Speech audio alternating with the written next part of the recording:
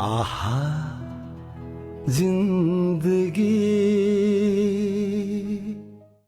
चलचित्र क्षेत्रले त्यति धेरै चिजहरू देख्छ जुन गुण मैले फर्काउनलाई गाह्रो हुन्छ र मैले यहाँ पनि अझै के जाति सिकिरहेको छु होइन। के जाति भनेको चाहिँ के जाति चाहिँ सिकिरहेको छ? अमेरिकामा बसेर हामी पलायन चाहिँ भएको छैनौँ, हामीले पढिराखेका छौँ होइन। सुटिङ गर्ने क्रममा मैले नामै सानो भनेर राखेँ, उसको सानो भनेर बोलाउँथेँ मैले।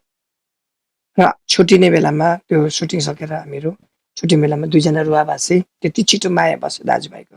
उताबाट सलमान खानको उसबाट अफिसबाट उयो आएछ, कलिङ लेटर आएछ, टिकट पनि के भन्छ चिठी पनि के अरे प्लेनको टिकट पनि काट्दैछ नि।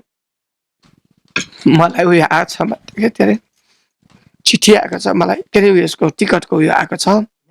अरू त केही होइन, मैले त 4 वर्ष 5 वर्षको बच्चाहरूदेखि लिएर एउटा आमा बाबुहरूसम्म भइसकेको बच्चा मान्छेहरू के छ व्यक्तिहरूलाई पनि डान्स सिकाउँछु।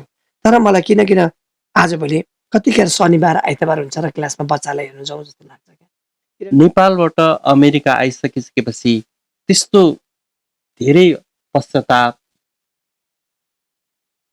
जस्तो लागेन मलाई।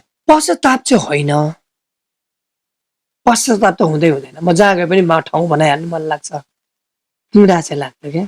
ला मेरो साथीभाइहरू कहाँ पुग्यो। नेपाल फर्किनुहुन्छ तपाईँ? फर्किनुपर्छ।